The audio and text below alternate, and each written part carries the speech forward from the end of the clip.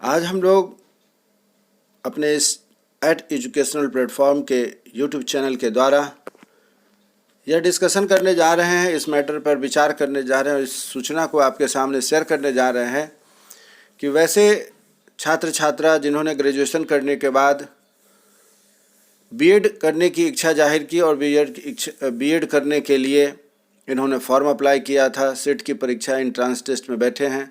8 अप्रैल को इनकी सेट की परीक्षा हुई है और आगे वे रिजल्ट का इंतज़ार कर रहे हैं। इसी से जुड़ी हुई कुछ खबरें हैं जो आपके साथ हम शेयर करना चाह रहे हैं, जो आप यहाँ पर अवगत होंगे। सूचना जो निकल कर के सामने आई है वह इस प्रकार से है, जो आपके साथ मैं शेयर कर रहा हूँ। आप इसे आराम से देखें, समझें, पढ़ें और इस बात का ध्यान रखें कि बार बार बहुत सारे स्टूडेंट्स सूचना को ठीक से पढ़ते नहीं हैं और बीच बीच में स्किप करके पढ़ने के बाद क्या होता है कि वो प्रॉब्लम में आ जाते हैं और फिर पूछते हैं कि सर ये कैसे है, बाकी इन्फॉर्मेशन कैसे। तो सभी विश्वविद्यालयों से मांगी गई है मान्यता वाले कॉलेजों की सूची। सभी विश्वविद्यालयों से मांगी गई है मान्यता वाली सूची। एनसीटी से मान्यता प्राप्त बीएड कॉलेजों में ही होगा एडमिशन। यह तो आप समझ ही रहे हैं कि एनसीटी से मान्यता प्राप्त वाले बीएड कॉलेजों में ही हो सकेगा एडमिशन। इसी पर हम लोग चर्चा करने जा रहे हैं। यहाँ जो चर्चा का विषय मुख्य रूप से निकल करके यह आया है कि इसकी जो रिजल्ट आने वाली है, जो 8 अप्रैल को एंट्रेंस टेस्ट हुआ था सीईटी बीएड के लिए, उसके लिए जो सूचना निकल करके आई है कि कब इसकी रिजल्ट आने वाली है तथा कैसे इससे रिलेटेड जो अपनी आवश्यकता है, कैसे आप अपनी अप्लाई करेंगे, उन्हीं सब बातों को ध्यान में रखते हुए हमने इस वीडियो को बनाया है। मैं उम्मीद करता हूं वैसे स्टूडेंट जिन्होंने बीएड के एंट्रेंस टेस्ट में अपीयर हुआ होगा उनके लिए जहां तक हो सकेगा यह हमारा वीडियो काफ़ी लाभदायक होगा, उन्हें समझने में, मार्गदर्शन करने में सहायक होगा। इसी बात को ध्यान में रखते हुए हमने इस वीडियो को बनाया है।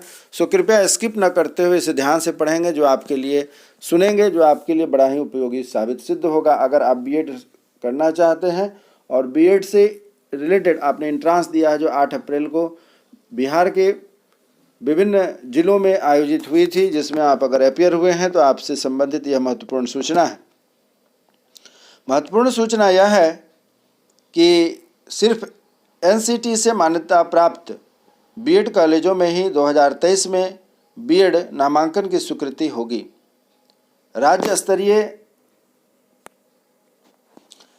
स्तरीय बीएड प्रवेश परीक्षा सीईटी बीएड का आयोजन कराने वाली नोडल संस्थान ललित नारायण मिथिला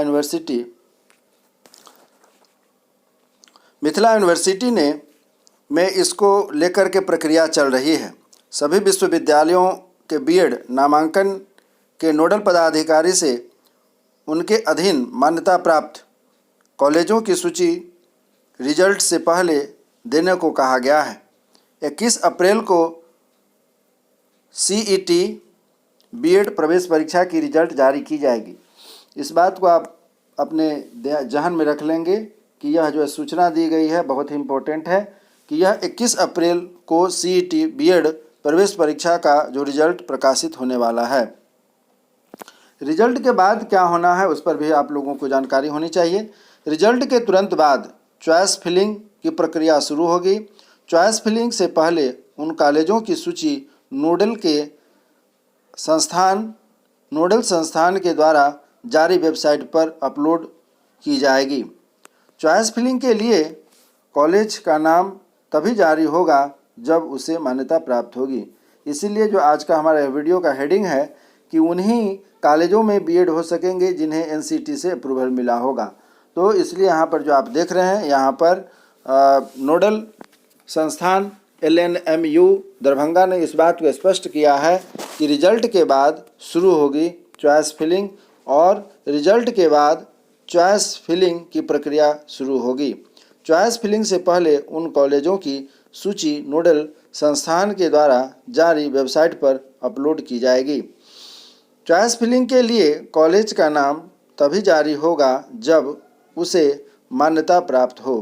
अभ्यर्थियों को यह निर्देश दिया जाता है कि जो सूची नोडल संस्थान के द्वारा जारी की जाएगी। सिर्फ उन्हीं कॉलेजों में से चॉइस फिलिंग करेंगे, अन्यथा उनका आवेदन रिजेक्ट हो जाएगा। इस बात को आप ध्यान रखेंगे कि यदि आप चॉइस फिलिंग के दौरान वैसे कॉलेजों का सिलेक्शन कर लेते हैं जिनकी मान्यता नहीं है एनसीटी से अप्रूव्ड, तो वहाँ पर आपकी जो चॉइस फिलिंग के बाद आपका नामांकन के लिए जो प्रयास करेंगे, आपका आवेदन एप्लीकेशन रिजेक्ट हो जाएगा। पिछले वर्ष 343 कॉलेजों में हुआ था एडमिशन। पिछले वर्ष 343 कॉलेजों में हुआ था एडमिशन। पिछले वर्ष 343 कॉलेजों में 37,500 सीटों के लिए नामांकन प्रक्रिया हुई थी। वहीं 2021 में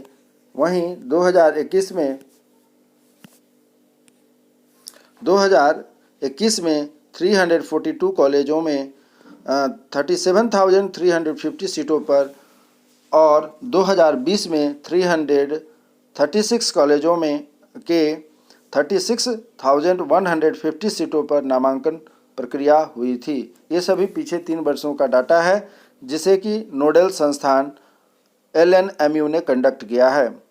विगत कुछ वर्षों में कितने कॉलेजों को कितने सीटों के लिए मान्यता मिली है वह भी यहाँ पर आपको दर्शाया गया है, जिसे आप यहाँ देख सकते हैं कि CET BEd 2020 में 336 कॉलेज थे और सीट थी 36,150। CET BEd 2021 में 342 कॉलेजेज, अर्थात इसमें 6 कॉलेजों की संख्या बढ़ गई, सीटों की संख्या हो गई 37,350 और CET BEd 2022 में कॉलेजों की संख्या हो गई 343 और कॉलेजों के सीट हो गए 37,500। एक कॉलेज और बढ़ गया और सीटों की संख्या हो गई 37,500। तो इस प्रकार से आप जो देख रहे हैं कि प्रत्येक वर्ष कॉलेजों की संख्या कुछ न कुछ बढ़ती जा रही है। और एक बात जो यहाँ निकल के सामने आई है, जो कि प्रोफेसर अशोक कुमार मेहता, नोडल पदाधिकारी सेट BEd ललित नारायण मिथिला विश्वविद्यालय के द्वारा कहा गया है, 2023 में फाइनल कॉलेजों की सूची अभी प्रक्रियाधीन है। सभी विश्वविद्यालयों ने एनसीटी से स्वीकृत प्राप्त कॉलेजों की सूची जल्द से जल्द भेजने को कहा गया है। इस बीच अगर किसी कॉलेज की मान्यता समाप्त हुई है तो विश्वविद्यालय जांच पड़ताल करके फाइल सूची भेजें। जैसे ही सूची फाइनल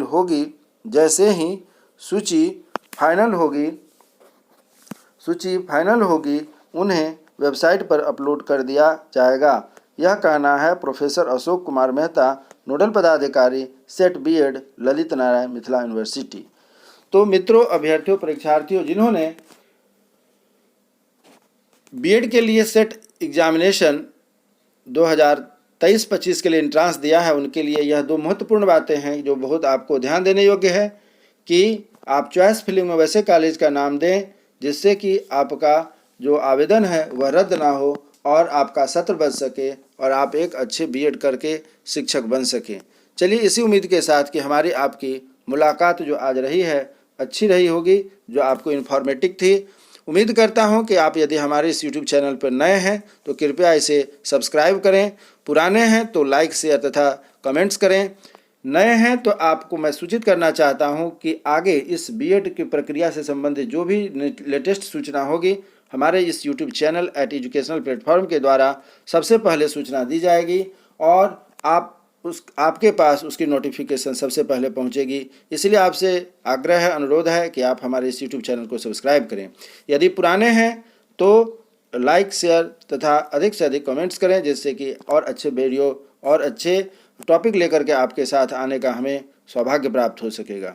इसी उम्मीद के साथ कि आपका दिन अच्छा हो, मंगलमय हो, आप स्वस्थ रहें तथा अपने भविष्य के निर्धारण में लगे रहें और हमारी आपकी एक पुनः नए वीडियो में फिर से एक अच्छे टॉपिक के साथ मुलाकात होगी। तब तक के लिए जय हिंद, जय